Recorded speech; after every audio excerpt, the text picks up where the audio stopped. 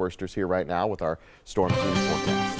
Yeah, we've been mild, not really feeling too much like winter the past couple of days, but by the time we get towards Christmas Eve and Christmas, I think we'll have a good reminder that, yeah, we are in December after all. Temperatures right now, we're into the middle 30s generally, a few of us in the lower 30s, so we didn't climb a whole lot today because of the clouds and kind of a fog.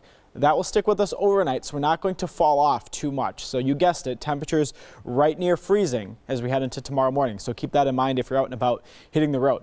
That could lead to some slick spots, some freezing fog. We might get some drizzle or a couple of flurries. So if you are out and about, watch for some slick spots on especially the sidewalks and the side streets, I think. We're watching a system on Thursday. This will be going in towards Christmas Eve weekend, basically, and there are a ton of question marks with this yet. Do we see rain? Do we see snow? We are riding a very fine line.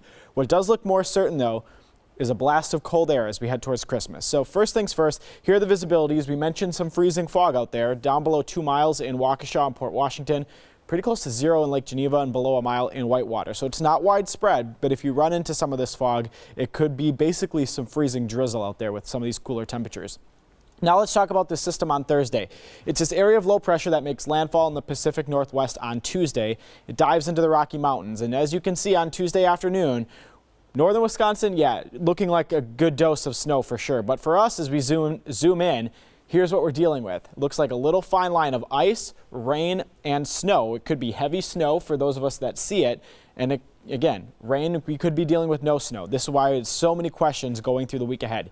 Last night when we showed this freezing line was right over Milwaukee. So it's trending further to the north, which means our snow potential is going down, just comparing the past 24 hours. But again, there's a lot that can happen over the next 5 days. What does look pretty certain, though, is as we head in towards Friday, we wrap in enough cold air where that does change over to snow for a brief period. How much snow?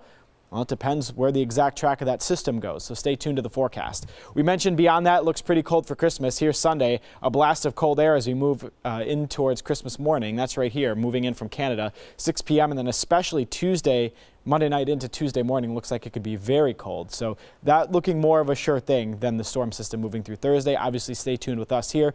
We'll be keeping tabs on that all the way through the week ahead.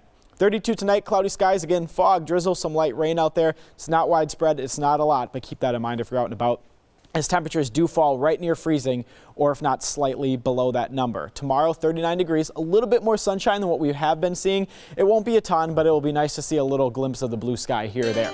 Check out this warm-up, though. Tuesday, 43 degrees. That'll be a nice warm-up. And we're back to near freezing on Wednesday with some sunshine. There's that wild card on Thursday. Again, just stay tuned with the forecast, especially if you're traveling during that time, because honestly, we could see snow, we could see rain, we could see ice at that point, transitioning to snow on Friday, and then the cold air comes after that. All depending on that line, and you said that it matters on how much we could get because there's a lot of moisture. Exactly, and like we said, from yesterday at this time, it moved a little further north, so we got to keep tabs on it. Josh, thanks.